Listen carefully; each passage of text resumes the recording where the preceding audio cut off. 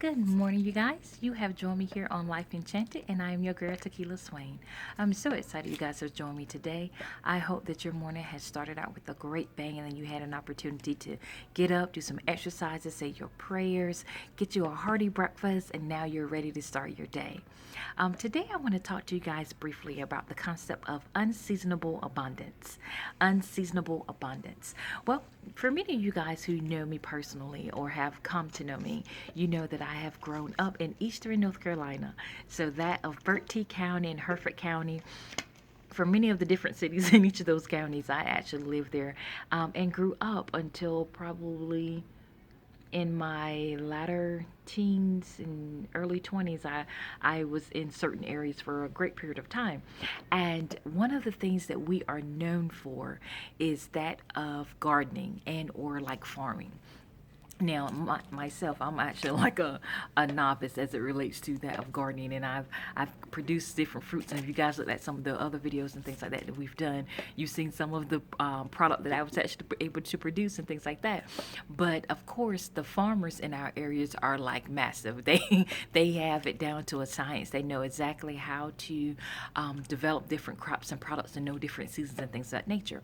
And if you're a person who didn't really grow up in the country, you missed all of the wonderful things of being able to drive down the road and see fields upon fields of like cotton and corn and soybeans. And if your grandmother had a garden, had the big lush like collards and even like tobacco fields and stuff like that. Our area were really well known for tobacco, and my mom and all of them actually worked in the tobacco field. I remember as a kid, my mom actually used to bring us out there sometimes while she actually worked out there to earn extra money and things of that nature for the family.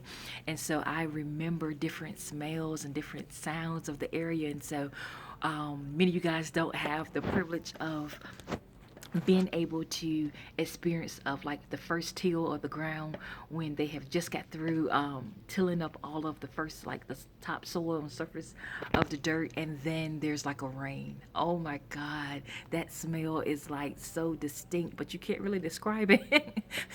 We just talk about it's like the smell of dirt, but it's a distinctive distinguished smell that actually brings back memories. And even now, when I go by certain fields and things like that and I smell it, it brings back great memories. But the specific thing about farmers and things like that, other than them working like super hard and like are super underpaid for all that they've done and do for us, they have the concept of seed time and harvest down to a science almost. They understand that in order for you to get your crop, no matter what type of crop that it is, you must have a seed. You must be able to till that ground, plant it in that ground, provide water and light and sun and all those things like that, exposure, if you will, so that you can indeed get you a return on that in which you put into the ground.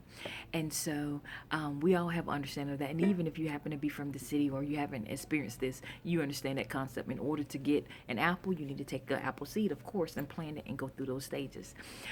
But I think sometimes we also forget that as Christians, that we also have the concept of seed time and harvest. Of course, your investments in yourself as a Christian, reading God's word, listening to teachings, engaging with other people who are part of the same belief system and things of that nature allows you to sort of plant different seeds, allow them to germinate and to grow and develop and all those things of that nature.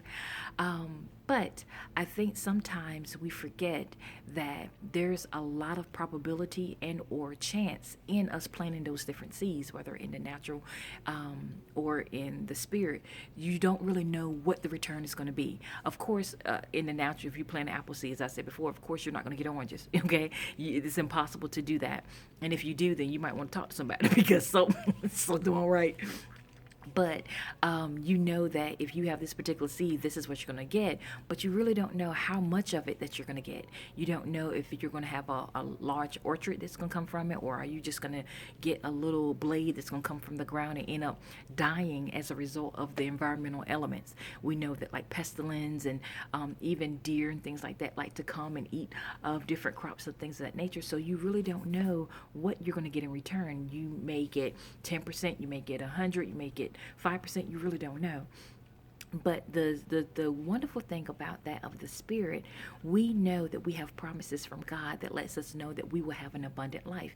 That was one of the things he said. Not only did I come to bring life, but I come so that you can have it abundantly, which means that there is going to be a surplus to that in which you receive. So not only are we going to have life, it's going to be like radiant and vibrant and like extraordinary, but I think sometimes we forget that also in the spirit that we have to do the investing process. Just like with the farmers, they have to make sure they go out there and check the grounds, that there aren't worms out there that's going to eat up their crop. They have to put certain things out there to prevent them or repel them from being able to do that. And we have to do the same thing in our spirit, if you will.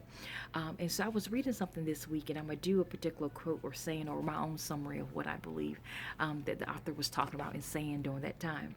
It says that if we are bold enough to trust God for our daily substance, for our sure protection, and for our future stability, and of course, those are things that we really are projecting that will happen, that we are hoping for.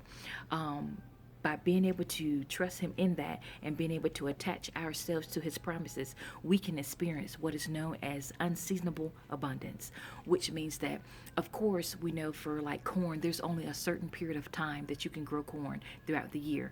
Once that time is up, then it's time to plant a different crop. It could be soybean, it could be a whole host of other things. And of course, I'm not well versed in all of that, but there's only certain times that you can do it. But in the spirit, you can find yourself reaping an abundance of things that you may have sown when you were a kid, or when a couple of months ago, or even a day or so ago, that you invested in and you prayed about and you sought God's nature for, that you can find an abundance in that time that there's really no season for it.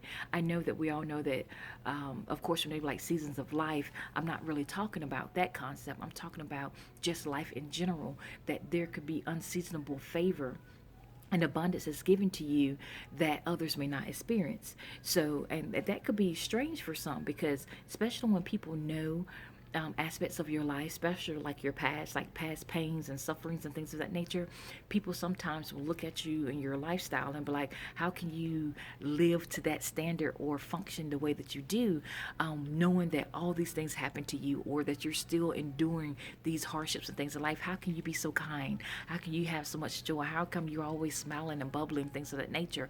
It's because of the promises that that God has given us that are sure, which means that they are guaranteed to occur.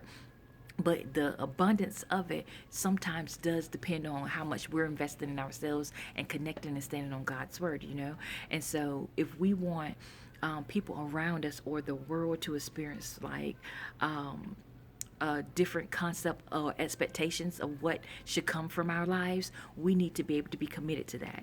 And so today, I just want to sort of encourage you to sort of ask God to help you to grow in his plans and his promises of your life, so that others will see the abundance of happiness and joy and success and development that you're experiencing, and they'll find that that's sort of like unseasonable. Like how they may ask, like, how can this happen during this time of her life after this pain or suffering has occurred? And it's because we have a favorable God, He's favorable in the sense that he gives us his favor, but he has no favoritism, which means that it applies to all of us. So you don't have to have certain criteria met in order for him to actually give that to you. You just got to be open and willing, okay? So I hope you guys have enjoyed that little nugget of wisdom, and I hope that you're able to like, subscribe, and share. If you want to do any of those three that I have spoken of, I ask that you would share, because the insight that we talk about and engage in always has the ability of helping someone else develop and grow, or to think about their lives a little bit differently and help them to move forward, okay? So I hope you guys have a super awesome day. I am going to knock out a couple other things here today, and then I'm going to move on to do a couple other things outside of here, all right? So I hope you have a great day, and I look forward to talking to you guys soon, okay? Bye.